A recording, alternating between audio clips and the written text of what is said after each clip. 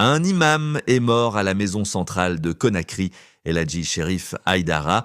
Il avait été enterré à Boké, mais ce qui s'est passé avant sa mort soulève de lourdes interrogations.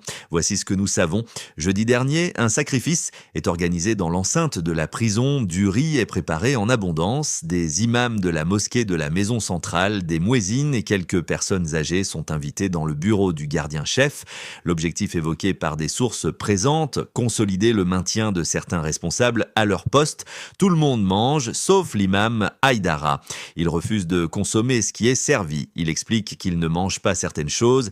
Il reste à l'écart. Après le repas, on lui demande de diriger la prière. Il accepte, il prie, mais selon les témoignages rapportés, sa prière ne plaît pas au gardien-chef. Pourquoi ? Parce qu'il ne prie pas pour leur maintien au poste. Il ne transforme pas la spiritualité en protection administrative. Et l'atmosphère change, le gardien-chef l'interrompt. Les reproches commencent, les mots deviennent durs, des paroles humiliantes sont prononcées devant d'autres personnes présentes.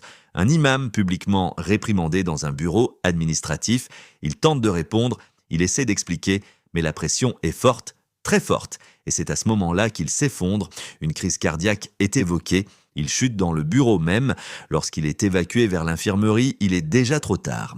Eladji Cherif Haïdara est décédé. Voilà ce que rapportent des sources concordantes.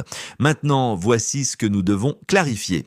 Premièrement, existe-t-il un rapport médical officiel détaillant les causes exactes du décès ? Deuxièmement, y a-t-il des témoignages formellement recueillis par les autorités ? Troisièmement, une enquête administrative ou judiciaire a-t-elle été ouverte ?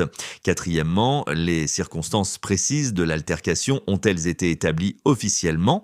Car lorsqu'un homme meurt dans un établissement pénitentiaire, ce n'est jamais un simple fait divers. La prison est sous la responsabilité directe de l'État.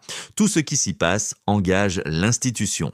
La question centrale est simple. Un échange verbal, aussi tendu soit-il, peut-il dégénérer au point de précéder une mort ? Si oui, dans quelles conditions ? Et surtout, quelle culture d'autorité règne à l'intérieur de la maison centrale ? Ce dossier ne doit pas devenir un terrain de rumeurs, mais il ne doit pas non plus être étouffé par le silence. Parce que lorsque la spiritualité entre en conflit avec l'autorité administrative, cela touche à quelque chose de profond dans notre société, la dignité, le respect, la liberté religieuse. Il ne s'agit pas ici de condamner sans enquête, mais il ne s'agit pas non plus d'ignorer des faits rapportés avec insistance. La transparence protégera tout le monde. Elle protégera l'institution pénitentiaire. Elle protégera les responsables s'ils ne sont pas fautifs. Et elle protégera la mémoire du défunt.